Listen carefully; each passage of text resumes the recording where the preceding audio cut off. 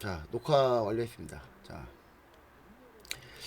지금 시장이 오늘 예상보다도 좀 세게 밀렸고, 전반적으로 좋지 않습니다. 근데 우리가 한 가지 이제 알아둬야 될 건 뭐냐면, 조심해야 될 구간, 제가 항상, 지수 흐름상, 이제 AI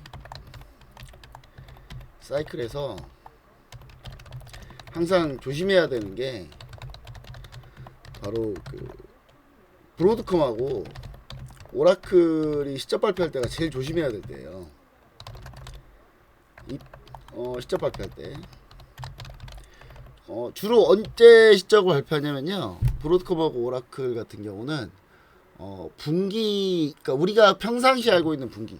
우리가 평상시 알고 있는 게 이제 1월에서 3월까지가 1분기죠. 그리고 4월에서 6월이 2분기. 네, 그리고 이제 7월에서 9월까지가 3분기고요. 그리고 10월에서 12월까지가 4분기입니다. 근데 이제 이것도 이제 우리가 평상시 갖고 있는 기준인 거고, 기업은 각자 기업마다 결산월이 있어요. 결산 마감월이 있는데 월 기준으로 산정합니다. 분기를 산정해요.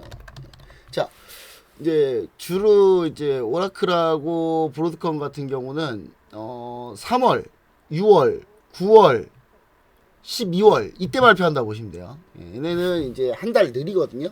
한 달 느려요. 그러니까 결산월이 한 달 느립니다. 그래서 3, 6, 9, 12월을 항상 조심해야 된다. 12월에 조심해야 된다. 자, 왜 조심해야 되냐면, 자, 제가 여러분 브로드컴하고 오라클 시적 발표 조심하라는 얘기 제가 지금 처음 얘기하나요? 아니죠. 계속 얘기했죠. 제가 계속 지난 분기도, 지지난 분기도, 지지난 분기도 계속 얘기한 이유가 있습니다. 자, 일단 브로드컴 같은 경우는 하는 일이 뭐냐면요, 엔비디아와 똑같아요. 하고 같은 일을 합니다. 팹리스인데 반도체 팹리스, 물론 통신도 하는데 반도체 팹리스란 말이에요. 그러니까 팹리스인데 이게 엔비디아하고 조금 다른 점이 뭐냐면, 실적이 엔비디아만큼 나오지 않아요.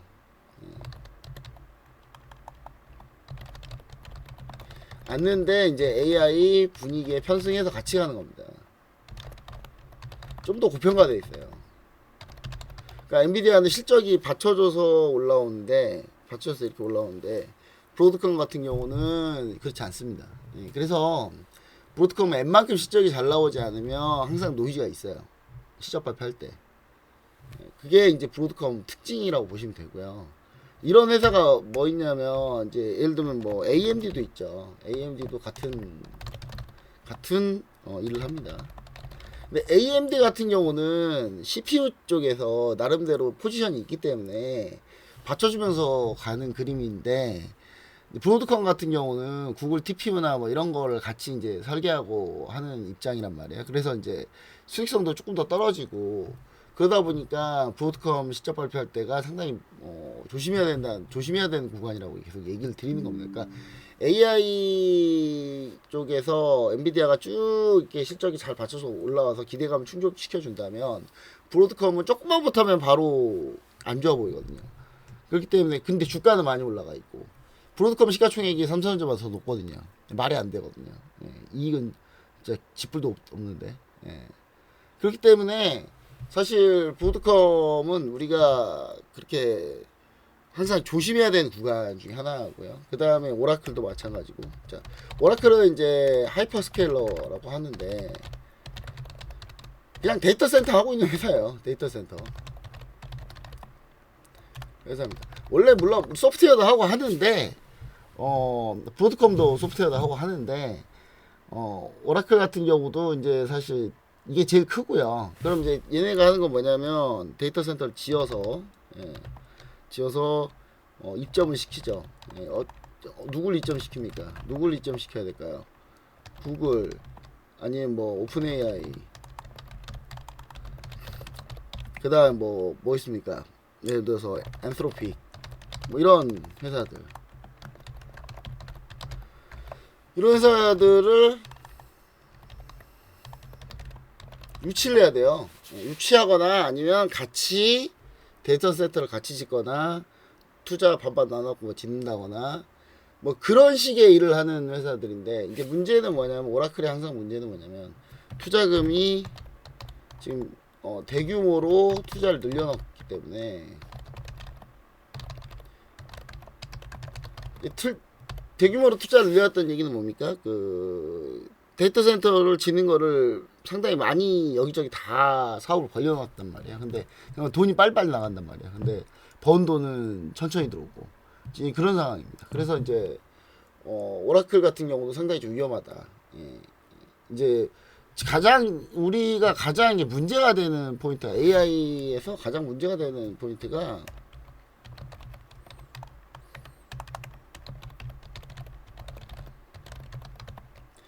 가장 문제가 되는 포인트, 사실 이 AI 소프트웨어 하는 회사하고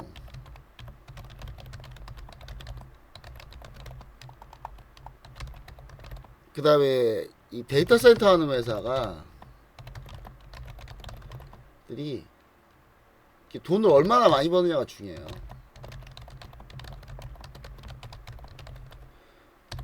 무조건 이게 중요합니다. 그러니까 얘네가 돈을 많이 벌어야 반도체를 사거든요. 근데 얘네들 반도체 구입이 어느 식으로 되어 있냐면, 향후에 데이터 센터 지을 걸 예상하고 미리 구매했단 말이에요. 다 미리 구매해 놓고 있는 거예요. 특히 메모리 반도체도 마찬가지고, 뭐 엔비디아 GPU도 마찬가지고, 그런 식으로 해놨어요. 그렇기 때문에 만약에 얘네가 자금력이 딸려가지고, 지금 솔직히 데이터 센터 지연 엄청 많이 되고 있거든요. 데이터 센터가 지연이 엄청 많이 되고 있어요. 지금 만들어 온다고 얘기는 해놓고 그 속도대로 못 가고 있거든요. 지금 못 가고 있어요. 돈이 없으니까 무리하게 못 짓는 거예요 지금. 그리고 이제 중요한 건, 얘네는 공실률이 엄청 중요하죠. 데이터 센터 하는 회사들은 공실 생기면은 돈만 날리는 거니까. 그래서 이제 이런 부분들이 같이 받쳐줘서 올라갈 때가 이제 좋은 거고. 자, 하지만 제가 이제 항상 얘기하는 대세 상승장이 이제 거의 클라이막스 중간 이상 끝자락에 와 있다라고 제가 계속 얘기하는데, 하는 이유가 뭐냐면, 이유가 이제 이런 기업들이 지금은 별일 문제가 없는데, 이게 물가가 오르면은, 물가가 올라가고, 이 물가가 올라간다는 얘기는 데이터 센터 질 때 자재 다 올라간다는 얘기 아니에요. 그렇죠? 예. 그리고 지금 보시면은 지금 미국이 어떤 상황이냐면, 물가는 올라가는데 고용은 또 좋아요. 자, 이 두 가지는 다 뭘 뜻합니까? 결국은 물가를 더 자극시키는 거예요. 왜냐면 고용이 더 좋으니까 다들 임금에는 크게 문제가 없잖아요. 그러다 보니까 쓰는 돈은 계속 비슷하단 말이에요. 근데 물가는 더 오르고 있고, 쓰는 돈이 계속 괜찮아지고 있어요. 그럼 물가는 계속 오르죠. 예. 그럼 결국 금리를 올려야 되죠. 결국은 금리를 올려야 된다. 올려야 하는 상황입니다. 지금 이 상황이 일단 벌어지고 있어요. 그래서 벌어지고 있고, 지금 이제 AI 승부가요, 어떤 식으로 돼 있냐면, all or nothing. all or nothing. 무슨 말이냐면, 전체 다 갔든지 아니면 도태되든지 둘 중에 하나거든요. 그러니까 이거는 완전히 이등이 없어요. 때문에 모든 글로벌 테크, 그 다음에 소프트웨어 기업들이 막대한 투자로 싸우는 겁니다. 이게 거의 치킨 게임이에요 지금. 치킨 게임이라고 보시면 됩니다. 그러니까 결국 버블은 무조건 터진다는 건 뭐냐면, 버블은 이럴 때 무조건 터집니다. 안 터질 수가 없어요. 무조건 터져요. 이거는. 이거 예전에 제가 군비이론 설명하면서 얘기 드렸잖아요. 군비이론. 군비이론이라고 제가 설명을 드렸잖아요. 군비이론이 뭡니까? 군비이론이라는 거는 모든 이 예를 들어서 A와 B가 있으면 이 A와 B가 모든 걸 사르고 다, 왜냐면 군비이론의 이제 전제, 여기서 전제를 깔자면 군비이론의 전제 조건은 뭡니까?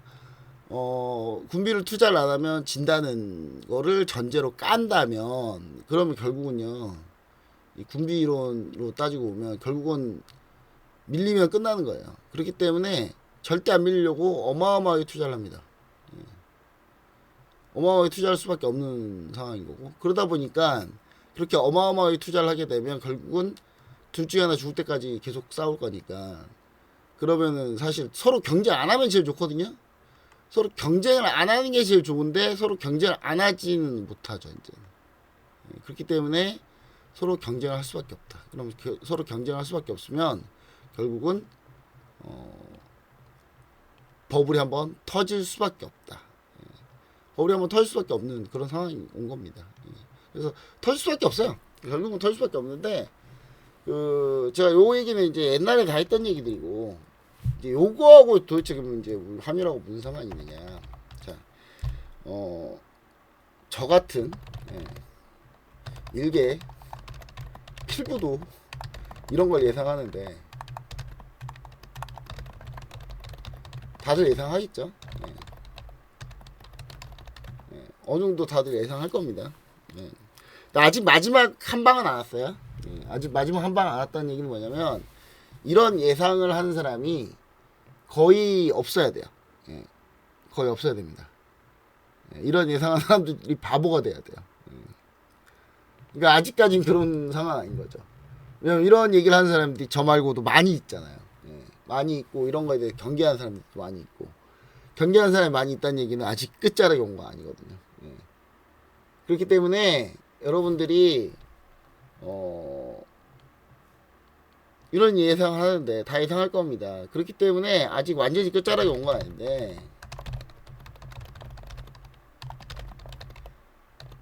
이런 걸 이제 이런 노이즈가 발생하고, 사람들은 확신이 어디서 생긴 줄 아십니까?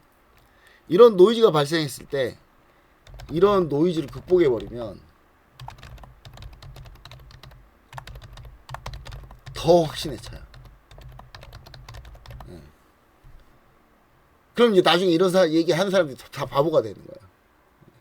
그러니까 아직 그 과정이 좀 남았다. 그 과정은 좀 남았다라고 여러분 보시면 될 것 같습니다. 그리고 이거는 이제 이럴 때 절대, 그러니까 제가 얘기드리지만 기준금리가 낮을 때는, 또는 적당할 때는 이런 문제는 발생하지 않습니다.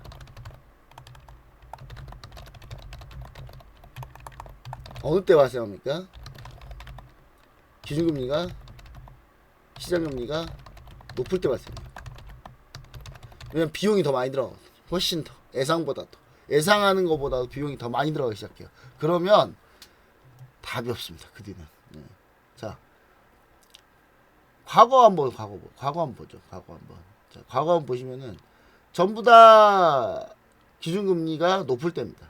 자, 이때가 코스피 때 보시면 아시겠지만, 이때 기준금리가, 자, 한번 우리가 이제 IMF 때 이건 이제 IMF 때 깔아앉았죠. IMF 때 깔아앉았고, 그리고 이제 닷컴 버블 또 올라왔죠. 올라왔을 때 어느 때가 문제였어요? 이때 이 구간이 기준금리가 높을 구간이었거든요. 높은 구간이에요. 금리를 계속 올렸거든요. 그러다가 여기서 기준금리가 높을 때 꼬꾸라져요. 그러면서 기준금리 다시 낮추고, 그리고 2008년 글로벌 금융위기 때도 마찬가지로 쭉 기준금리 올립니다. 올려서 기준금리 고점에 다다라서 미국 서프라임 모기 사태가 터졌죠. 금리가 높을 때가 위험한 거예요. 이때도 마찬가지. 코로나 때도. 이때 이제 우리나라 증시가 이제 박근혜 대통령 탄핵당하고 나서 이제 다시 올라왔는데 미국은 이때 이제 좀 더 빠르게 올라왔고요. 더 많이 올라왔고. 그러다 보니까 이제 트럼프가 이때 파월 의장을 임명했고 미 연준의장을 임명했는데 파월 의장이 금리를 올리죠. 문제가 생기죠. 그러면. 그러니까 금리 올린 게 잘못된 건 아니에요. 물가를 잡으려면 금리를 올려야 되니까. 근데 금리가 올리면 없었던 문제가 보이기 시작합니다. 문제 안 날 것도 문제가 나요. 근데 지금 우리가 지금 금리가 올라온 상태가 아니죠. 근데 다만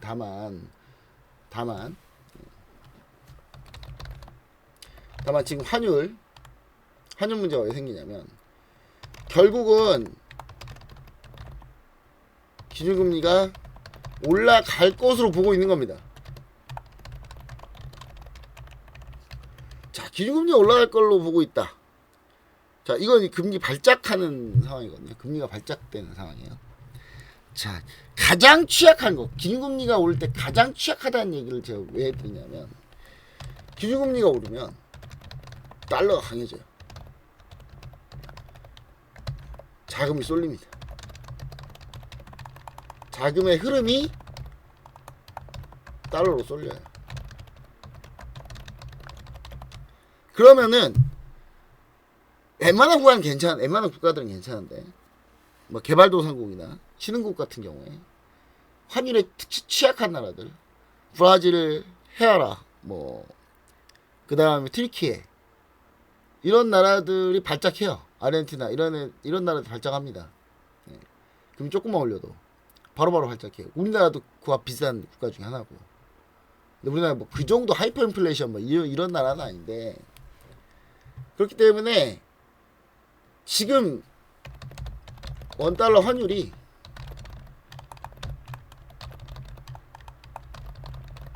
이걸 반영하고 있습니다. 이걸 반영하고 있죠. 자, 원달러 환율이 이걸 반영하고 미리 반영하고 있는 거예요, 지금. 근데 이걸 극복하려면 어떻게 해야 되냐? 한국은행 금통위가 더 빠르게 기준금리 올리면 돼요. 올리면 됩니다. 그럼 가능해요. 그러면 지금 현재 원화 약세 문제는 잡을 수 있어요.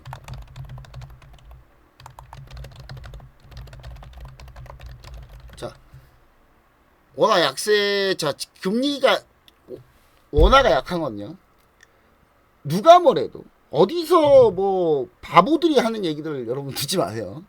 어디서 바보들이 뭐, 나라에서 뭐 돈을 풀어가지고, 그래서 뭐, 그것 때문에 뭐, 환율이 낙하다. 뭐, 절대 규모로 보면요. 예, 진짜 요만큼이에요, 요만큼. 예.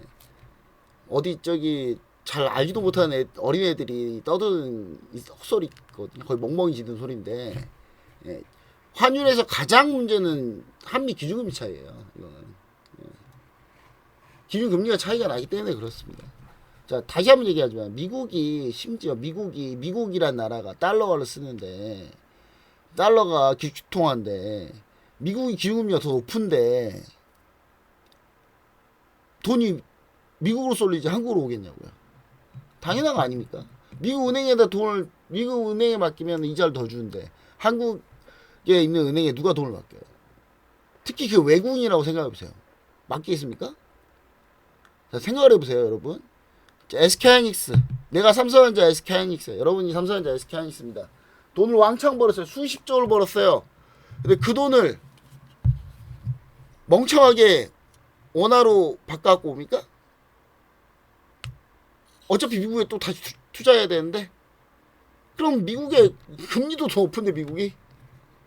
그러면 미국에다가 돈을 놔두겠죠, 당연히. 그러니까 안 들어오는 거야, 돈이. 우리가 엄청나게 무역 흑자를 기록하더라도 돈이 안 들어온다니까, 다시. 그게 근본적인 이유는 금리 때문에 그래요. 그냥 약간 저는 정치병자들이라고 하는데, 정치병자들이 무슨 멍멍이 같은 소리 하냐면, 현 정부가 환율에 문제가 있다. 현 정부가 돈 풀어서 환율에 문제 있다고 하는데, 그래 따지면 윤석열 때 다 말아먹은 거예요. 아니 기준금리 차이는 어디서 났어요? 여기서 벌어진 거 아니에요? 2022년 2023년 이 구간에서 벌어진 거예요. 이 구간에 뭐 했는데, 이 구간에 미국 금리 올릴 때 우리나라 금리 안 올렸잖아요. 이창규 총재 이하 금통위원회, 금융통화위원 누가 임명해요? 금융통화위원 누가 임명합니까? 대통령이 임명해요. 기획재무 장관, 위원들 다. 걔네가 나라 말아먹은 거예요. 이 차이가 크다니까요. 여기서 다 끝나는 거다. 여기가 그냥 돈 푼 거에 거의 수백 배에 달해요. 이 원인이. 여기서 이제 망가지는 겁니다. 여기서 끝났어요, 이미. 우리나라는 여기서 이 지랄 같은 정책 해가지고. 그러니까 이창용 총재 연임도 못하고 딱 하면 임기 한 번 하고 나가리 되죠, 바로. 쓰레기짓 해가지고. 근데 이거 자 이거 여러분, 이거 왜 금리 안 올렸어요? 이 금리 우리나라 금리 올리다가 왜 안 올렸습니까? 금리 왜 안 올렸어요? 이거 금리 안 올린 거 딱 하나입니다.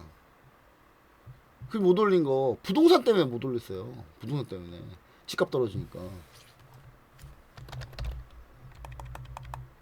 이 부동산 병자들, 정치 병자들 때문에 나라 말아먹는 거예요.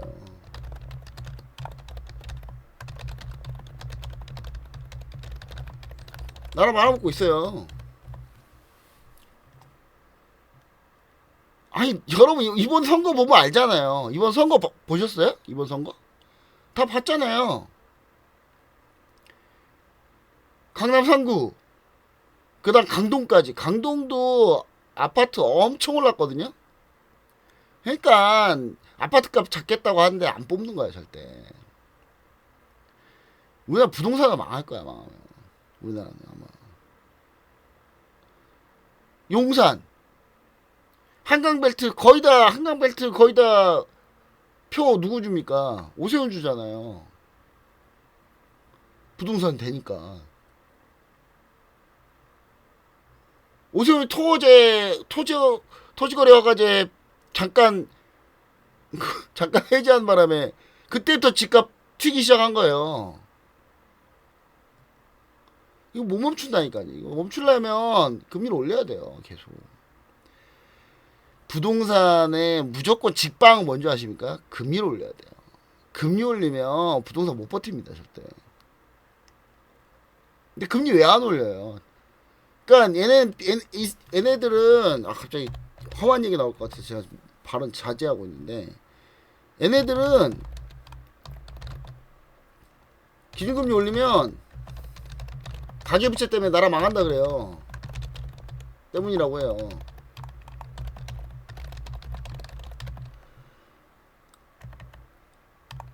가계부채는요, 부채 일으킨 사람들만의 잘못이잖아요.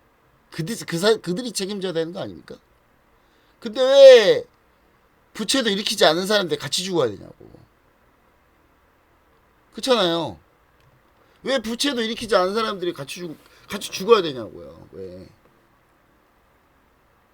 그리고 변동금리하고 고정금리하고 선택을 다도 변동금리 해놓고. 우리나라 변동금리가 꽤 높거든요. 우리나라도 비율이.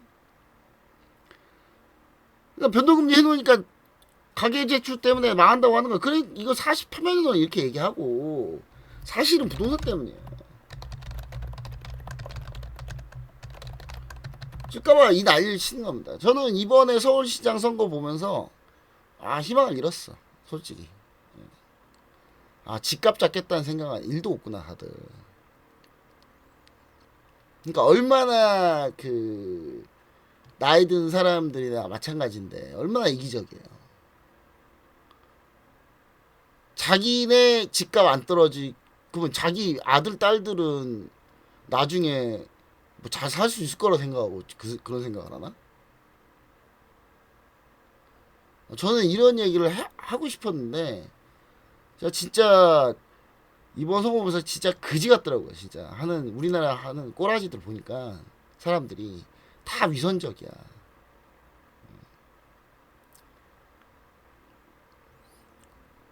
이거 기준금리 결국 이 기준금리 자 이거 하려면 어떻게 되냐면 우리나라가 금리를 올리면 됩니다. 더 빠르게. 그래서 기준금리 올린다고 하고 있죠 지금.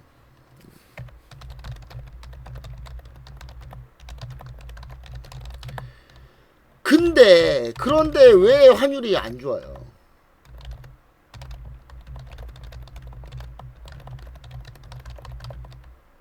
미국이 더 빨리 올릴 것 같거든.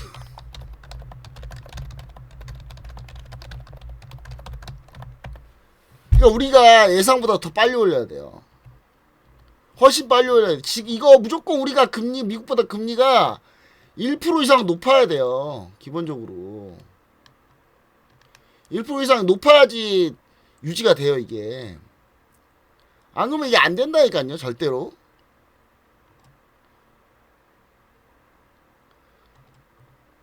자, 시장은 신뢰와 믿음인데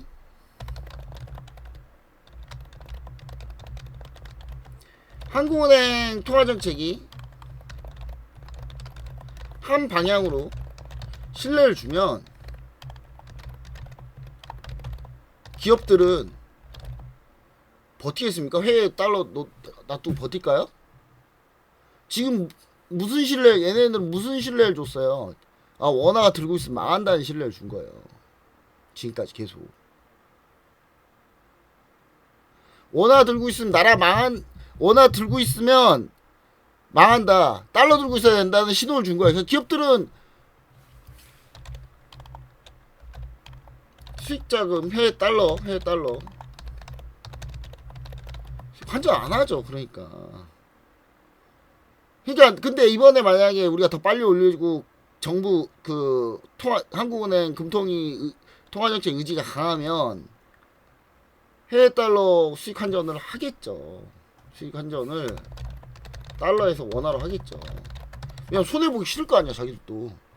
그쵸? 지금 필요 이상으로 다 달러를 갖고 있는 건데 얘네 다 다시 우리나라로 돌아와야 될 거 아니야. 이 돈이 그러니까 모든 이 환율의 포인트는 딱 하나예요. 그냥 무조건 우리가 기준이 더 높아야 돼요. 더 높아야 된다고요 무조건. 이런 얘기하면 저보고 분명히 집값 안 떨어집니까? 아, 난 집값 떨어도 상관없다니까요. 나는 집값 별로 관심 없어. 별로 여러분. 아, 저도 강남 상구 살아요. 저 원래 중고등학교도 강남에서 나왔고. 아, 난 집값 떨어도 돼. 상관없어. 나라도 잘 되는 게 더 중요해요. 여러분들 소비력이 더 높은 게 더 중요하다고. 집 사는데 내 인생 다 바쳐가지고 집 사가지고 그 대출이나 갖고 있어가지고 우리나라 소비가 개판인데 완전히 개판 오브제 아닙니까? 우리나라 돈 벌면 대출 갚느라 다 끝나잖아. 우리나라 전부 다 무슨 금융시장만 돈 벌어 맨날. 근데 금융시장만 돈 버는 게 금기 이쪽만 돈 벌지 증권시장이 돼요? 안 되잖아 지금. 봐봐 여러분 워낙 약세 나가니까 박살나잖아요 우리나라 완전 다. 물론 이것 때문에 박살났다고 보기는 힘들고요. 예. 물론 좀 더 밀리는 요인 중에 요 요인도 있는데 뭐 다른 요인 좀 이따 이제 얘기할 겁니다. 얘기할 건데 여러분은 대출이자 더 나가는 게 눈에 보이니까 여러분들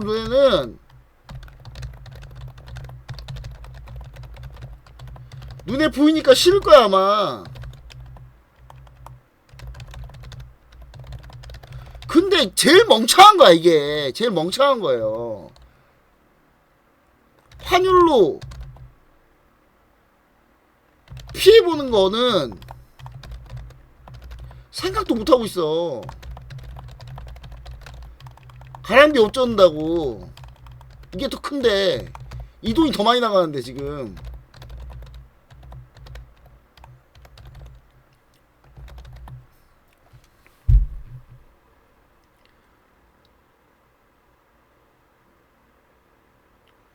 자, 그러니까 뭐냐면 여러분 무슨 생각을 하셔야 되냐면, 그러니까 이게 이제 그 정치적 얘기를 좀 하고자 하는 게 아니고, 윤석열 정부 때 부동산값 왜 안 올랐어요? 부동산 왜 안 올랐습니까? 3.5%면 나름 금리가 좀 셌거든. 이때 셌거든요. 우리나라는 무조건 대출만 잡으면 무조건 부동산 잡아요. 무조건 잡아. 이게 진리예요. 아니 세금이고 뭐가 다 필요 없어. 솔직히 그냥 금리 때려 부어버리잖아요. 무조건 떨어집니다. 그 대출 받아봐 한번. 너네 받아봐 한번. 금리 올려버릴 테니까 받아봐 한번. 이 금리로 너네 돈 땡기나 보자.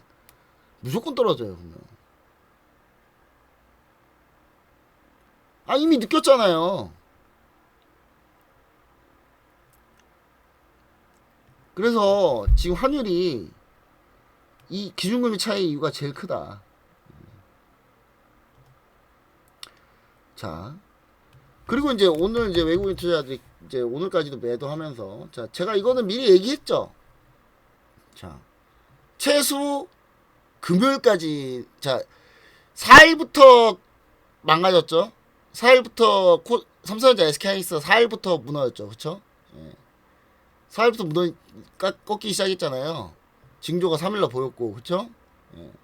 자, 5월부터 지금까지 외국인 투자 73조 팔았습니다. 예. 근데 여러분 본데 신기한 거 보여드릴까요? 신기한 거? 자꾸 팔고 있는데, 자, 자꾸 팔고 있죠. 자, 외국 투자자들이 미친듯이 삼성전자 SK하이닉스 팔고 있어요. 근데 삼성전자 SK하이닉스는, 자,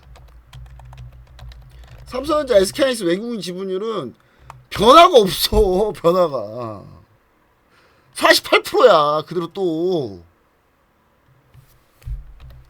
SK하이닉스 51.30%예요. 외국인 지분율. 그 변화가 없어. 자, 이 말은 무슨 말이에요? 자, 원래 우리나라가 MSCI EM에 있습니다. EM에 이머징 마켓에. 예. DM이 이제 선진국 지수고, 이건 선진국 지수고.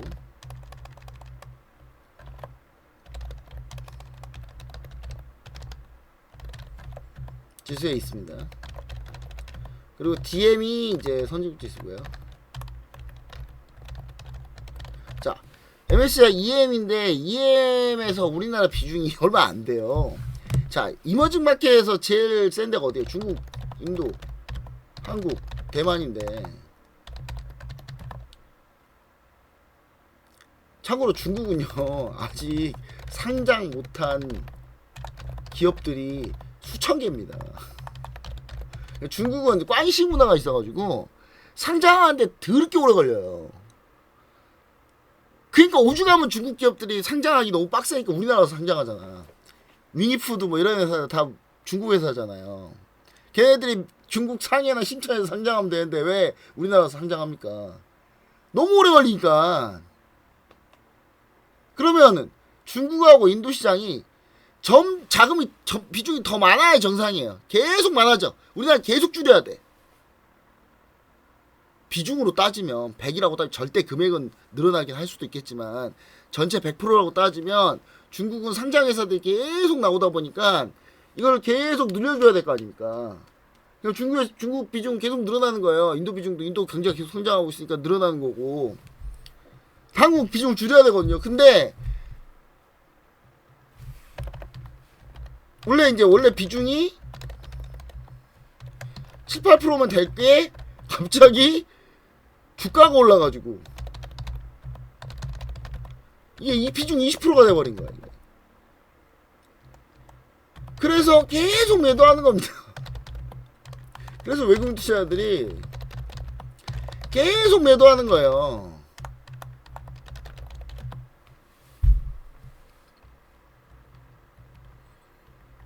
그럼 여러분 이 환율을 잡으려면 어떻게 해야 돼요? 삼성전자 SK하이닉스가 주가가 떨어지면 돼요.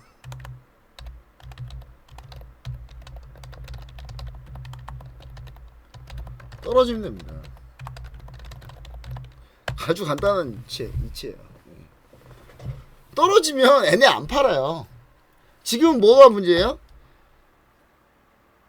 삼성전자, SK하이닉스 리밸런싱 하느라 주식을 매도해서 달러로 바꿔가죠. 외국인 투자자들이. 그러면 이 때문에 환율이 더 밀리는 거예요.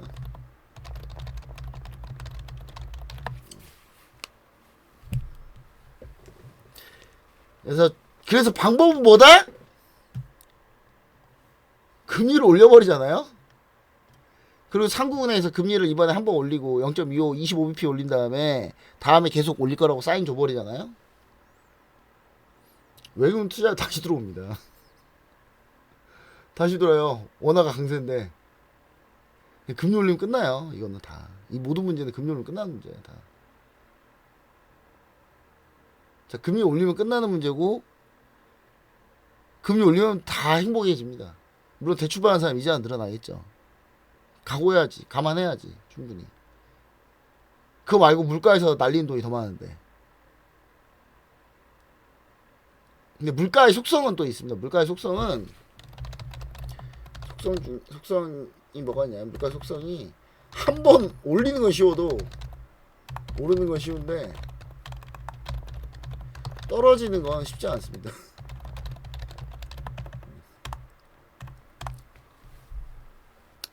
원래대로 떨어져야 되잖아요. 근데 안 떨어져요. 잘.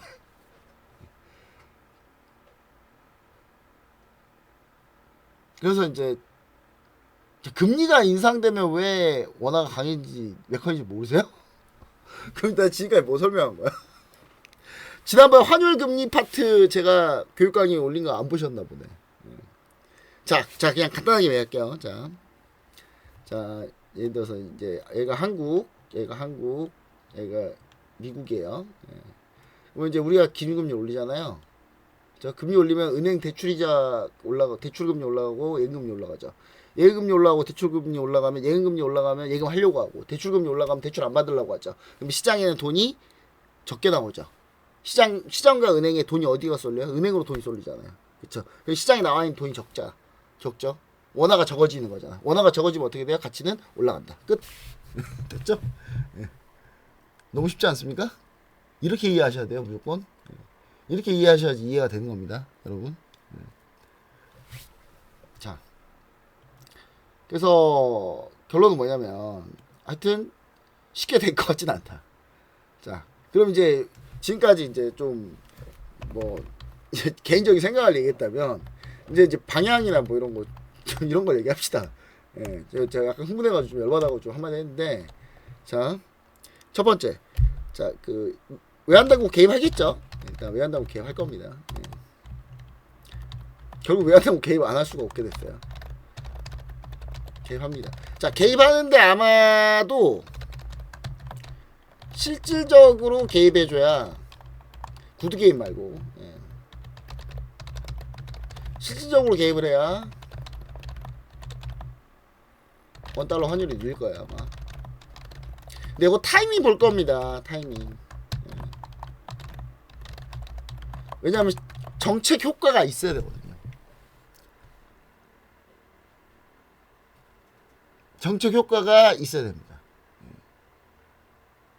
못본 의원이 뭔 소리 하고 있는 거야? 삼전기스 매단 뭔 소리 하고 있지? 뭔 뜻인가요? 예, 혼자 이상한 자다 봉창 떠드는 소리 하지 마시고. 예. 지금 뭔 소리 하고 있죠? 삼전기스를 매도하라 그러네 제가. 예. 혼자 뭐 헛소리 하고 있어요. 또 열받게 또. 예. 자, 외환당국이 개입하는데 타이밍을 볼 거예요. 그러니까 예를 들어서 개입을 딱 들어갔을 때 효과가 나와야 돼요. 무조건. 그럼 그 타이밍이 나올 때 해야 되겠죠. 그냥 하면 안 되겠죠. 그렇죠? 예. 그냥 하는 게 아니라 딱 나갔을 때 뭔가 효과가 나오는 그 타이밍을 할 거예요. 그러면 그 타이밍이 언제겠냐면 지금은 안 좋겠죠. 지금은 안 될 거예요 아마. 마이크로 시작 발표까지 기다려야 된다. 물론 지금은 이제 구두 개입하고 뭐 개입하고 조금씩 개입은 하겠는데 확실한 효과가 나온 타이밍을 노릴 거라고요. 그리고 두 번째는 다음 주 되면요 좀 어려워질 거예요. 조금 이제 오라클 시작 발표가 위험한데 그래도 삼성전자, SK하이닉스가 주가가 떨어졌잖아요. 하락하면서 외국인 투자자들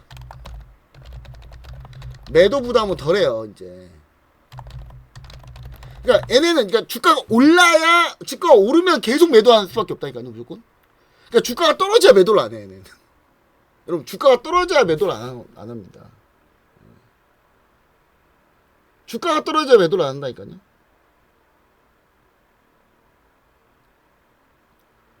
그러니까 얘네 삼성전자 SK하이닉스가 저 아까도 봤잖아요. 백날 팔았는데 80조 거의 70몇 조를 팔았는데 외국인 지분율은 변화가 없어요. 그 거의 50%야 그대로야 그냥. 그 말은 무슨 말이에요? 그냥 SK하이닉스 삼성전자가 올라가지고 파는 거야 그냥 얘네는. 올라서 비중 넘어가니까 파는 거야 그냥. 이 SK하이닉스 삼성전자가 앞으로 잘 될 거다 잘못될 거다 전망으로 매도 여러분들이 생각하는 그런 한가한 방식으로 투자 안 해요. 여러분 펀드 매니저들은 투자 어떻게 하는지 여러분들 아셔야 된다니까. 메커니즘 아셔야 돼. 메커니즘을. 우리는 다 전략적 자산운용의 배분, 전술적 자산운용 배분 비중이라는 게 다 있어요. 그 비중은 무조건 지켜야 돼. 제가 옛날 연기금 다닐 때 정말 진짜 이 종목 정말 무조건 오를 수밖에 없는 종목인데 사고 싶어도 리스크 관리팀에서 못 사게 해요. 안 돼요. 일일 한계 위험 넘어갑니다. 안 됩니다. 못 사는 거예요. 그리고 다른 종목 다 올라갈 것 같은데 비중 넘어가면 팔아야 돼요 무조건.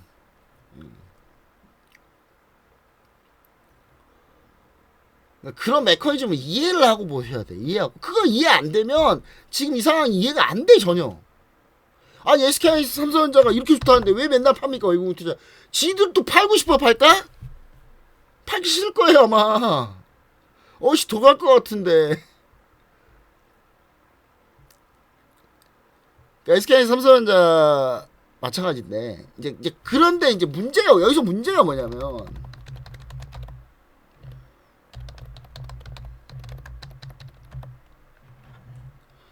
다른 기업들이 다른 SK하이닉스 삼성전자를 제외한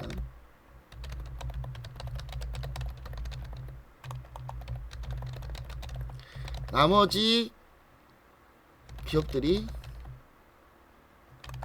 주가가 좀 올라야 됩니다. 줘야 합니다. 그래야 그러니까 예를 들어서 펀드 매니저들도 뭐 스타일 펀드나 이런 것들 보면은 섹터별로 비중이 또 나눠져 있거든요. 그럼 다른 섹터에서 올라와야 전기전자 업종, 반도체 업종 비중이 떨어져요. 그러니까 다른 애들이 올라와줘야 이게 떨어진다고요. 그 다른 종목이 올라와줘야 돼요. 근데 다른 종목들이 올라오지를 못하죠. 왜 못합니까? 이익이 안 되거든. 이익이 그만 삼성전자 SK하이닉스가 버는 만큼 못 벌거든요 절대.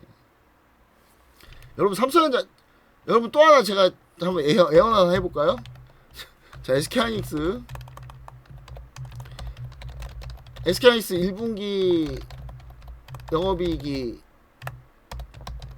37조 원 정도 되거든요. 이거 일회성 비용 빠진 겁니다. 성과급 일회성 비용 빠진 거예요.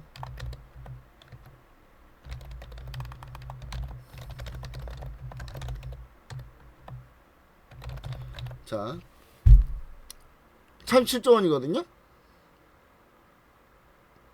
삼성전자가 1분기 영업이익 50 몇 조인가요? 57조인가요? 네. 갑자기 숫자가 기억이 안 나냐 왜 이렇게? 자 SK는 37조. 자 삼성전자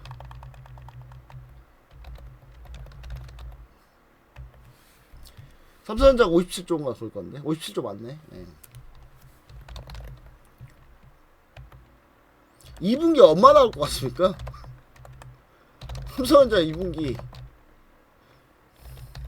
90조 봅니다. 90조 본다니까요. 저 SK하이닉스 70조 봅니다. 70조 이상이에요. 아니 판매되는 것만 봐도 이거 넘고도 남아. 이거 넘어요. 이거 제가 최저로 잡은 거야 이거.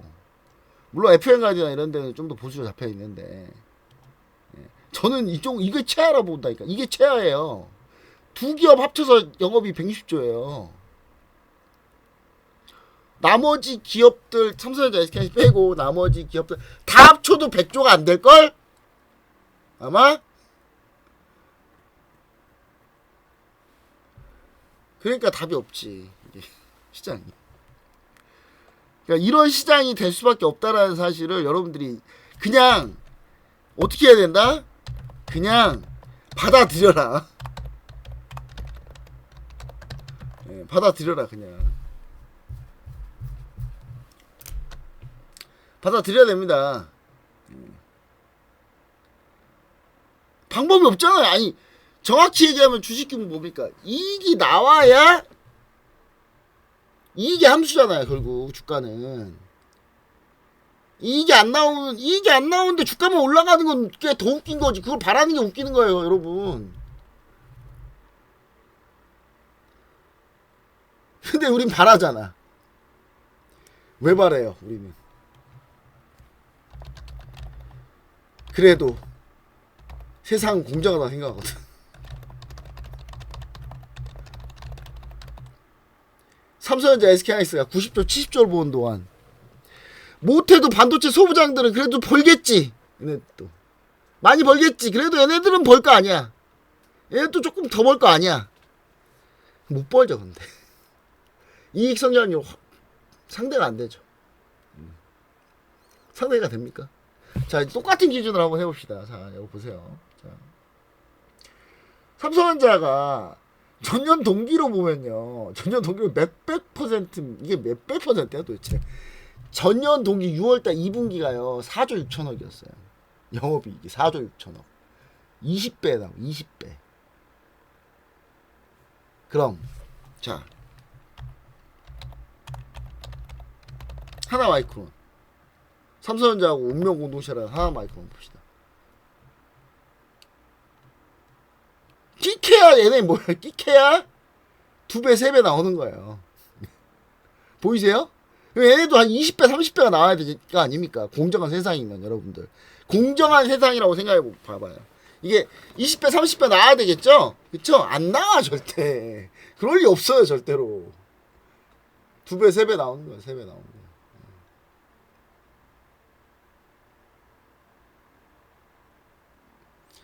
외국인들이 보유하는 비중이 법적으로 정해져 있나요? 정해져 있지 않습니다. 정해져 있지 않아요. 외국인이 보유하는 비중이 법적으로 정해져 있냐고요? 전혀요. 대표적인 뭐 있어요? 여러분 우리나라 은행 없다고요. 우리나라 은행이 거의 없어요. KB금융 보세요.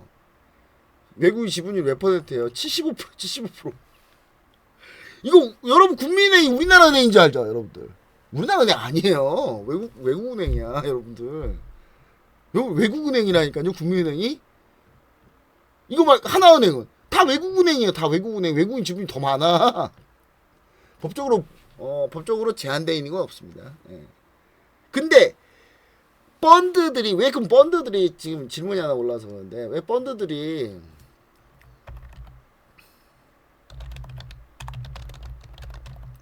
비중을 왜 정해놓을까요? 리스크를 줄이기 위해서 그러는 거예요. 리스크를 줄이기 위해서 그러는 거예요, 여러분. 리스크를 줄여야 될 거 아니. 비중이 너무 많으면 애가 문제 생기면 한 방에 다 그 펀드가 한 방에 다 죽잖아요. 그러니까 리스크 줄이기 위해서 비중을 나누는 거라고요. 무슨 말인지 아시겠습니까? 그러니까 여러분들의 주식 투자가 잘못됐다고 내 한 종목에 막 30% 40% 막 50% 들어가 있는 거는 그니까 망하는 거예요, 주식 투자도. 그니까 안 되는 거예요. 그러니까 주식 투자 백날 해봐. 그렇게 되나, 나중에. 안 된다니까요? 지금 수익이 날 때 좋지. 아, 그리고 그 사람이 잘 빠져나오면 돼요. 근데 인생은 타이밍인데, 그거 다 인생 타이밍 매번 잘 빠져나오고 그런 사람이 있었을까? 나는 없던데. 한 명도 본 적이 없는데, 내가. 예. 이 펀드들은 다 비중이란 게 있어요. 자, 제가 예를 들어서 여러분 이것도 얘기를 드렸는데 또 얘기를 해야 되네. 자, 1,000억 정도를 운영한다고 칩시다. 자, 주식 투자는 뭐예요? 상대 수익률이죠. 개념입니다. 자, 벤치마크를 정해서 그 벤치마크보다 잘하기 위해서 운영합니다. 이게 기본 운영 방침이에요. 기본 운영 방침. 여러분처럼 주먹구구식으로 막 사고 팔고 기분 따라 사고 막 이거 막 100주 사고 막 1000주 사 갑자기 비중이 얘는 90% 됐다가 어느 날 10% 됐다가 그렇게 투자 안 해요. 그렇게 왜 투자 안 할까요? 그렇게 해서 다 망하니까. 이미 얘네를 또 다 검증해 봤겠지. 수백 년 동안 해봤을 거 아닙니까? 여러분들이 하는 그런 방식으로 해서는 절대로 성공할 수 없다는 걸 다 알고 있어요. 이 세상 모든 펀드 매니저도 다 알고 있어요. 그러니까 여러분들 한 게 잘못되게 하고 있는 거야, 여러분들은. 그래서 제가 자꾸 비중 줄이라고, 한 곳에 비중 몰빵하지 말라고, 한 곳에 비중 과도하게 넣지 말라고 계속 얘기하고, 추가 매수 자꾸 하지 말라고 하는 건, 그래서 그러는 거야, 그래서. 아무도 그렇게 해서 성공한 사람이 없어. 근데 아무도 없는데 본인 혼자 성공 어떻게 하겠다고 그렇게 하는 거야, 도대체. 이해를 못하겠어, 나는. 자. 그럼 이거 만약에 이거 딱 나오고 치면 어떻게 하십니까? 이 중에 500억 원요. 그냥 패시브로 투자해요. 패시브 투자라는 게 뭐냐면 그냥 딱 벤치마크대로 그대로 복제해요, 그냥. 지수만 따라가게. 얘들 벤치마크 코스피예요. 코스피만 따라가게. 벤치마크 코스피 코스닥 합쳐놓은 거예요. 그 코스피 코스닥 합쳐놓은 새로운 벤치마크 모델 지수를 따라가게 만들어놔요. 아무것도 안 해. 나 그냥 가만히 있는 거예요. 빼도 이제 가만히 있으면 알아서 기계가 알아서 매매합니다. 그 비중 맞춰놔요. 알아서 맞춰줘요, 그냥. 그 나머지 한 500억 가지고 수익률 비트하기 위해서 이것저것 골라서 매수하는데 그래도 비중이라는 게 있어요. 계속. 종목당 비중, 업종별 비중. 그것만 있는 줄 아세요? 표준 편차 구해가지고 분산 각 주식의 분산 정도를, 분산이란 게 편차 벌어지는 거, 그러니까 등락폭이 크거나 작거나 그런 걸 의미하는 거예요. 분산 정도를 특정 표준 편차 구해가지고 시장 전체 위험하고 개별 종목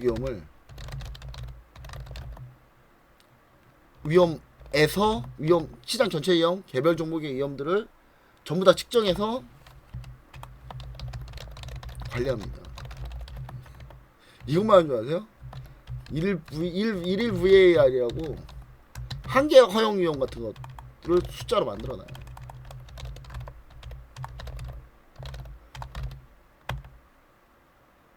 이런 프로세스를 해요? 그러니까 잘 쉽게 안 망하지. 여러분 이렇게 안 하잖아. 그쵸? 그러니까 최소한이라도 비중 이렇게라도 좀 나눠 놓자고 제가 자꾸 비중 줄이라고 하는 게 그래서 이렇게 하는 겁니다. 제가 그냥 하나 얘기할게요. 제가 전문가들 중에 증권 전문가 활동한다고 하는 사람 중에 한 종목에 비중 20% 이상 넣어가지고 성공하고 오래 버틴 사람 본 적이 없어요.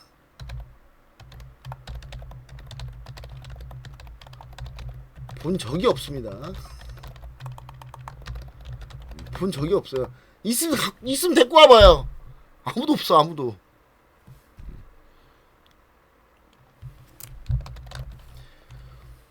여러분 그 짤 같은 거 있잖아요. 뭐 어떤 전문가 막 욕먹고 막 난리 나잖아요. 막 조목 상담하다가 욕먹고 막 다 아는 분들이긴 한데 그 형님 스타일이 약간 좀 조목 비중이 하나 들어가서 물리면 계속 싸고 계속 싸고 계속 싸고 그거 아니에요. 근데 그 형님 활동하는 거 보잖아요. 활동 열심히 하다가 어느 순간 사라져 있어. 그러다 다시 나와. 잠잠해지면 다시 나와.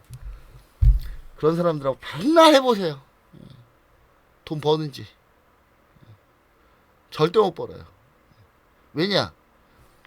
그렇게 해서 종목 들어갔는데 밀려 매수. 종목 들어가 또 밀려 추가매수 돌아나. 그럼 빠져나오겠죠. 그리고 한 10번 겪잖아요. 그럼 다 그렇게 하면 되는 줄 알아. 그럼 나중에 어떻게 되는지 아세요? 11번째 틀리잖아요. 추가매수. 근데 11번째 진짜 꺾어버리잖아요. 그 한 방에 다 죽습니다. 그냥. 지금까지 번 돈 다 날려요. 그냥. 이거는 파생도 마찬가지. 파생도. 선물 옵션 다 마찬가지. 그렇게 죽어요. 여러분, 제가 그 포커나 섰다 이런 거 되게 잘하는데 제가 잘하는 거는 다른 거 없어요. 물론 1번 그냥 기본적인 스킬도 있긴 하지만 저는 배팅이 일정이에요. 항상. 배팅이 아주 고릅니다. 계속. 고르게 가요. 배팅 일정해야 돼요, 여러분. 배팅 일정해야만 이게 물론 꼭 도박하고 갔다고 볼 수는 없는데 주식 투자가 배팅이 일정해야만 살아남습니다. 이거는 진리예요. 여러분들 한번 도박 같은 거 해보시는 분들 아실걸요? 배팅 조절 안 돼갖고 죽어요 다. 자, 금리가 오르긴 할까요?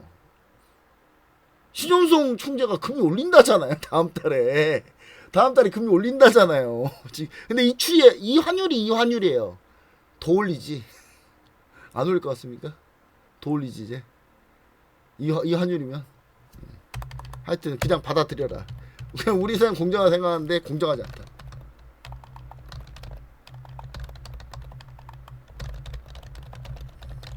삼성전자가 약 20배 넘는 영업이익을 거둘 때, 성장을 할 때 반도체 소부장들은 3배 4배도 힘들다. 왜 그럴까요? 3배 4배가 왜 힘들까요?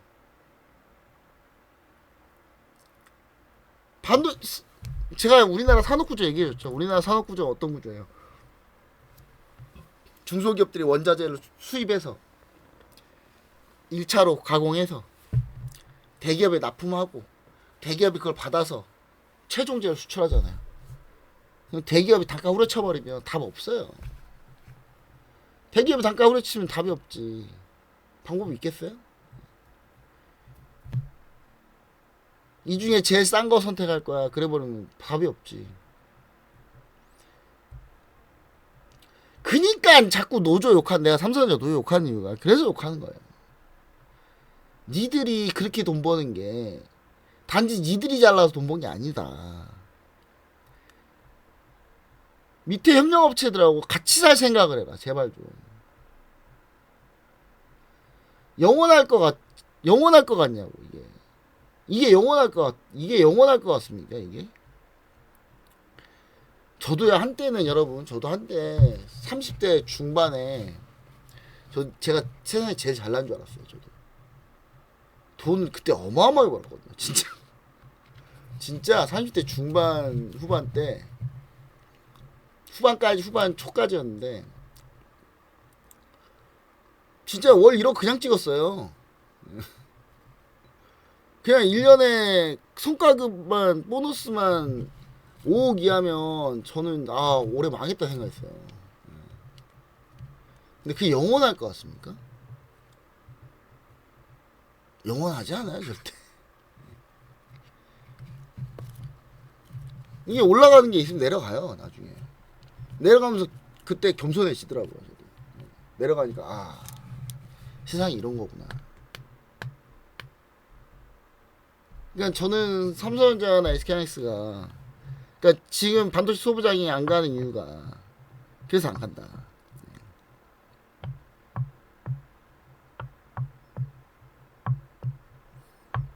저는 뭐 차분하게 그거 안녕하지 그럼 안 안녕하겠습니까?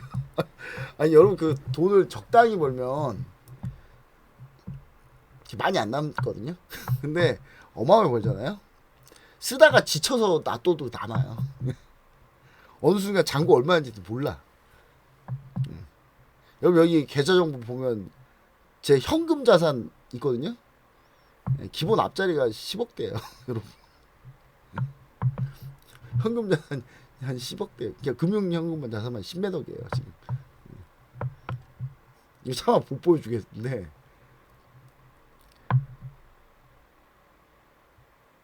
그러니까 물론 이제 저는 이제 그 은행 다닐 때 자금 관리하는 거를 배웠겠죠. 예.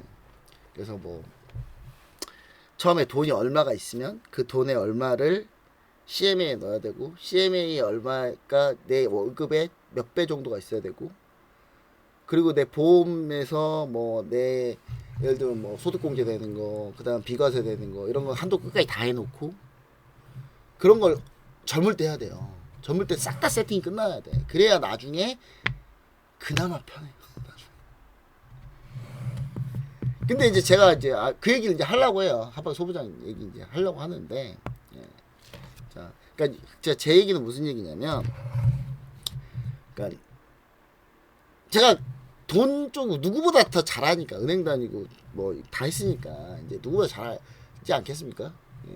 예. 뭐 돈 관리하는 거는 뭐 예, 특별히 문제는 없습니다. 그리고 참고로 저는 대출도 없지만 남 빌려주지 않아요. 저한테 돈 빌려달라고 하잖아요. 예, 진짜 엄청난 내 주변 지인들 중에 저한테 돈 빌려달라고 하면 엄청난 용기를 가지고 저한테 얘기하는 거예요. 예. 제가 그냥 아예 개 박살을 내거든요. 돈 빌려달라고 하면 진짜 아무리 치던 사람도 예. 개 박살을 내요. 진짜 차라리 그냥 주면 좋지. 예. 제 친구가 소송비가 없어가지고 변호사비가 없어가지고 돈 빌려달라고 하더라고요. 저 그냥 줬어요. 예. 1,500만 원 줬어요. 그냥. 가죠 그냥. 예. 저 주면 좋지 예, 빌려주지 않습니다. 절대로. 예, 절대로 빌려주지 않아요. 갚든 말든 그 지 알아서 하라고 했고 지 알아서 뭐 한번 갚겠죠. 알아서 뭐. 근데 원래 제 철칙이 이래요. 예. 그냥 저는 억울해 좀. 억울해요. 저는 나는 대출이 1도 없는데 금리 올라도 나한테는 아무 이상 아무 문제가 없는데 나는 왜 금리를 자꾸 안 올리는 거야? 그러니까 나는 자꾸 금리 올렸으면 좋겠어. 근데 물론 여기 계신 분들은 대출 그러니까 자영업으로 힘드시고 막 대출 엄청 받아가지고 막 마지막 희망을 갖고 이걸 가지고 싸우시는 분도 계세요. 이제 그런 분들이 금리 오르면 힘들지. 당연히 힘들죠. 그런 분들까지 막 피해봐라 이런 얘기는 아니에요. 절대로.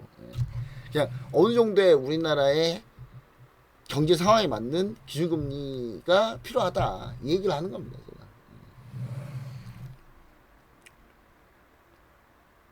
되셨죠? 자, 그리고 이제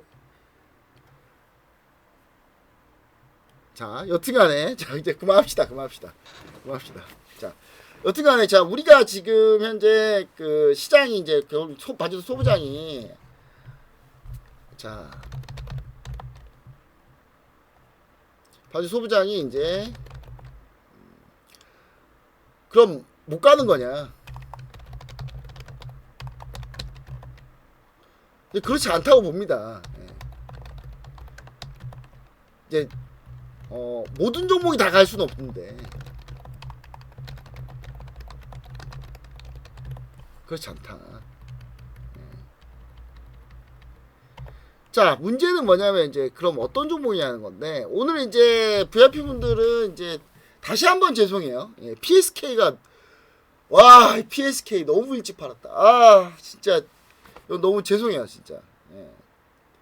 진짜 나 죽일 놈이야. 내가 진짜. 아 PSK 진짜 제가 잠깐 정신이 나갔나 봐요. 예. 매도했는데 매도한 것보다 훨씬 많이 올라왔어 지금. 물론 우리도 수익 실현이긴 하지만 수익 좋아가지고 매도한 거지만 근데 여기서 어떻게 오늘 이렇게 더 올려 쳐버리냐 진짜. 아 이 정도면 이제 제가 그 뭐지 진짜 VIP분들 사과를 많이 계속해야 돼요. 자 그리고 코미코가 잘 갔죠 그쵸? 코미코 잘 코미코 목표가 얼마 안 남았어요. 진짜 목표가 얼마 안 남았습니다. 원래 코미코 정확히 목표가가 원래 제가 가치 평가로 정한 건 딱 12만 원이었어요. 근데 이날 11만 9,900원 와가지고 진짜 어이가 없었거든요. 100원 차이로 안 돼가지고. 근데 12만 원이면 거의 목표가 오는 겁니다. 그러니까 12만 원대까지 우리 좀 기다려 볼 건데. 근데 이거 말고도 몇 개 이제 종목들이 예를 들어서 이제 이거 말고 지금 안 가는 것도 있잖아요. 엑시콘도 있고. 자. 그러니까 그나마 싼 것만 하자는 거였어요. 제가 그 반도체 소부장은 지금 우리가 공략하고 있는 게 이렇게인데 이렇게 있지 않겠습니까? 물론 VIP 분들은 이제 반도체 소부장이 또 더 있죠. 좀 더 있어요. 디올이요? 디올? 그런 거만 보시네. 미치 완전. 디올이에요. 디올. 디올 어떻게 또 보셨어 또? 알겠어. 자, 한 200만 원 합니다. 네, 됐죠? 자, 그 이 세 개가 있는데, 자 보시면은 엑시코는 좀 급락했어요, 되게. 보시면 아시겠지만 급락해서 지금 이거는 우리가 예상보다도 낙폭이 좀 심하다. 그래서 엑시콘이 나중에 반등을 하더라도 우린 여기서 더 밀리면 매도해야 된다. 더 밀리면 매도해야 돼요. 그래서 이제 손실이 좀 있습니다. 이거 엑시콘은. 그래서 현재 마이너스 23%거든요. 추가 하락 시는 매도할 손절할 생각입니다. 다 끌고 가지 못할 것 같아요. 해성DS는 일단 홀딩인데 이거는 프로텍 홀딩이고요. 근데 이제 엑시콘은 여기서 추가로 밀리면 던져야 되는데 오늘 120일 이동평균선은 살짝 깼는데 다음 주 월요일날 상황을 좀 보겠습니다. 이거. 그래서 이제 반도체 소부장 다 갈 수 없는 데는 다 못 이루면 갈 수 없는데 그렇지 않다는 거 뭐냐면 그래도 이익 성장률이 높은 기업은 갈 수 있다.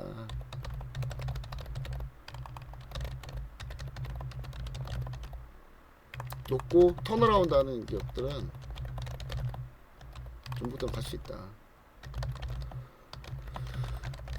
그리고 이제 여기에 이제 국민선자펀드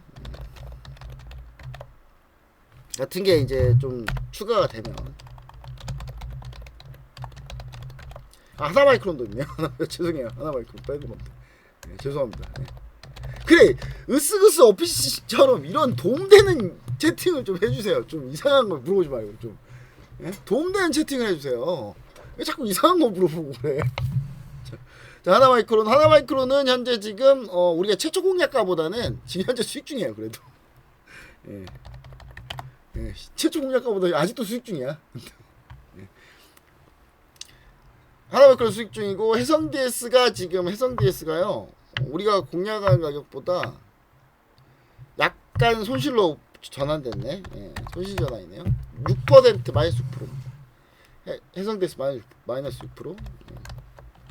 프로텍은 좀 있고요. 손실률이 좀 세고. 이거 몇 프로야 도대체? 프로텍 잠시만요. 프로텍이 한 10몇 프로 정도 되네요. 10% 좀 넘어가네요. 추가 배송까지 해서. 그러니까 지금 이런 상태인데 지금 요 중에서 이제 우리가 지금 그래서 이제 실적이 턴어라운드 하고 하는 것만 딱 한 겁니다. 제가 가장 이제 우리가 적나라하게 할 수 있는 해성DS 같은 회사들이 이게 패키지 기판 만드는데 얘네가 패키지 기판 만드는데 구리를 쓴단 말이에요. 구리가 비싸요. 비싸가지고 비싸게 사가지고 만들어서 파는데 단가가 안 맞죠. 그래서 이익이 별로 안 나왔어요. 근데 이제 4월 달부터 판가 인상도 했으니까 판가 인상을 받아줬거든요. 예. 받아줬어요. 판가 인상하는 걸 대기업에서 삼성전자, SK하이닉스 받아줘가지고 그래서 이제 판가는 인상이 됐어요. 예. 그러니까 우리나라 중소기업들의 전형적인 모습을 보여주고 있는 거예요. 해성DS가. 예. 그런 겁니다. 자, 그리고 이제 우리가 지금 가장 문제는 사실 방산주예요. 우리가 가장 문제는 방산주인데 항공우주가 저는 좀 이해가 안 되는 상황이에요. 이게 지금 좀 물론 제가 뭐 판단이 틀렸을 수도 있는데 예. 아니 KF21 예정대로 생산하기로 했는데 주가는 밀리는 참 이게 힘든 상황입니다. 그래서 요거는 항공우주도 반등해서 우리가 매도 전략을 좀 보고 있습니다. 지금 기관이 사다가 지쳐가고 지금 저 던지고 있거든요. 근데 외국인이 이제 사고 있는데 기관이 사다가 지쳐서 던지고 있습니다 지금. 근데 그걸 외국인이 사고 있고, 그러니까 수급상으로는 안 좋지 않아요. 수급상으로는 상당히 좋은데 희한하게 주가가 돌아버리겠습니다. 솔직히 저도 돌아버리겠어요. 자 보세요 여러분. 자 항공우주예요. 자 여러분, 자 우리의 논리대로 하자면 개인 투자자 무조건 반대로 해야 되는데 여러분, 개인이 이렇게 때려 팔고 있는데 이거 올라야 되는 거 아닙니까? 그쵸? 여러분 안 그래요? 이거 올라와야 되는데 안 올라. 희한해. 참 환장하겠어요 저 진짜.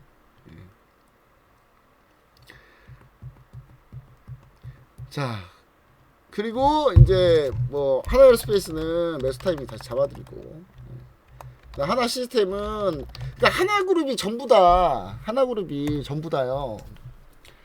하나그룹이 전부 다 지금 임담협 때문에 지금 고민스럽습니다. 임담협 쉽게 안 넘어갈 것 같아가지고 이번에 사고 나니까 더 임담협 더 힘들어졌어요 지금. 사고 나니까 지금 임담협이 더 힘들어졌어요. 자라는 라이언이 그분들 조만간에 웁니다. 이 다음 주에 울 거야 아마. 이 다음 주에 울지 않을까 생각하고 있습니다. 그래서 그분들 포기하면 아마 마이크로 시제 발표 그때쯤 될 거예요. 그럼 다시 올라갈 거예요. 예.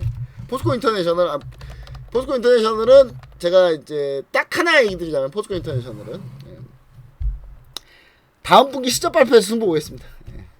얘는 신경 쓰지 않고 다음 분기 시작 발표 때 승부를 보도록 하겠습니다. 지금 58,000원이면요 마이너스 25%예요.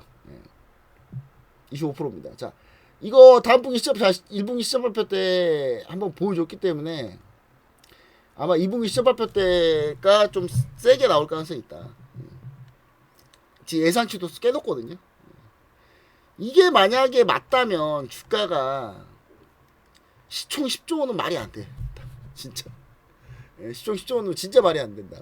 근데 이게 이제 포스코 인터내셔널이나 이런 종목들은 자, 이게 이제 우리가 뭐냐면 이게 그 대미 투자 관련주라고 보시는 거예요. 이게 포스코 인터내셔널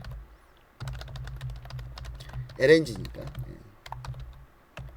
대미 투자 관련주이고 약간 전쟁 관련주. 전쟁 자원 개발인데 요런 종목들이 이제 우리가 공략한 것 중에 뭐였냐면 BHI도 있고 BHI 그리고 우리 또 뭐 있습니까? 현대건설도 있죠. 원전, 자원개발 뭐 이런 회사 요 세 개가 다 안 좋아요. 그 다음 주에 이제 이번 주에 코스피가 여러분 이번 주에 삼성전자 SK하이닉스가 이렇게 밀렸잖아요. 밀렸기 때문에 수급이 좀 들어오지 않을까 싶습니다.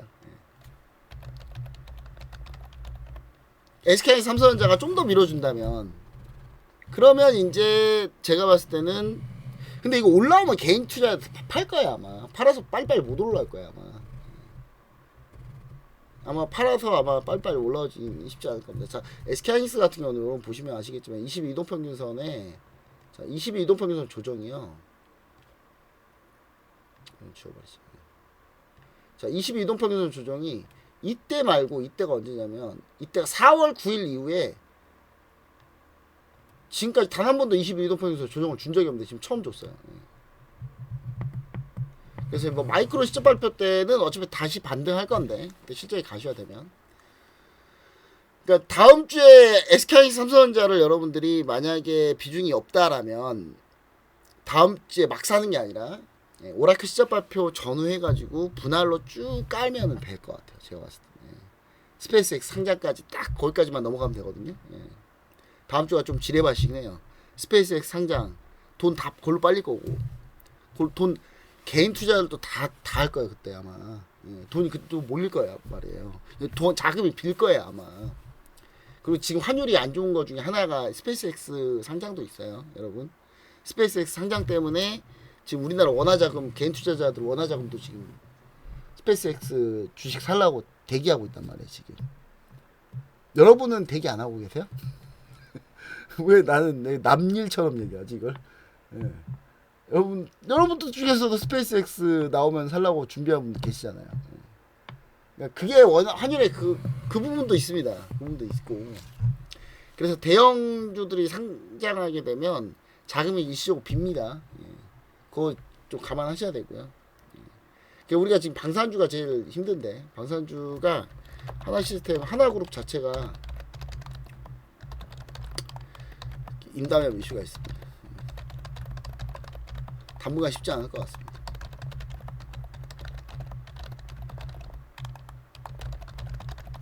그래서 하나 시스템은 반등해서 매도 타이밍을 보고 있습니다. 이제 좀 회복을 해야 돼요. 조금 회복을 하면 매도 타이밍 손절하더라도 최종 하나 정리하고 항공우주는 이래서 못 팔겠어요. 이건 매도가 안 될 것 같고. 아니 지금 누가 봐도 지금 개인만 때려 팔고 있는데 이걸 우리가 매도하는 건 조금 아닌 것 같아요. 갔죠. 미래에셋증권은요. 미래에셋증권은 자 여러분 볼게요. 미래에셋증권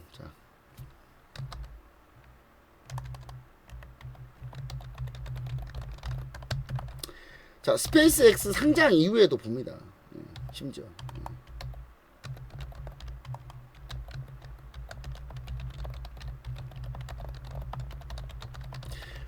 만약에 스페이스X가 만약에 상장해서 주가가 급등하잖아요.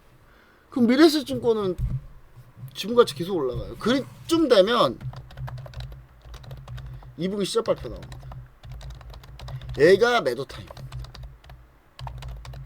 제가 그 클라이막스에서 첫 번째 우리가 클라이막스 대세 상승장 최종 마지막 페이지에 들어가는 클라이막스라고 보고 있는 게 2분기 시작 발표거든요. 그때 저희 많이 매도할 거예요. 그때 많이 매도하고 그때부터는 준비할 거예요. 뭘 준비한다? 지수 하락 시 수익 나는 거. 수익 프로젝트 이거 할 거라고. 계속 할 거. 이거 실전으로 진행할 거예요.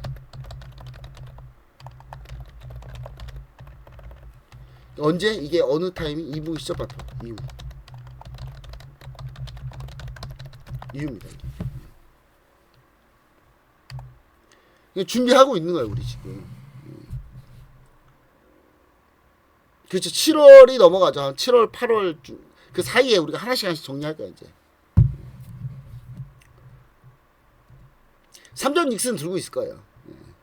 삼전 익스는 들고 있는데 주변에 변두리를 좀 정리하고 방산주 일부, 대미투자 관련주 일부 빼고는 일단은 정리를 많이 할 겁니다.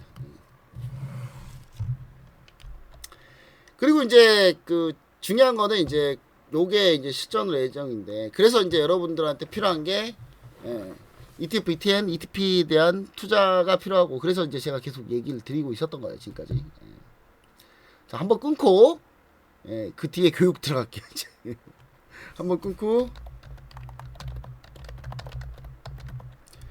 교육 강의로 오늘은 이제 기술적 분석에 대해서 엘리엇 파동 이론,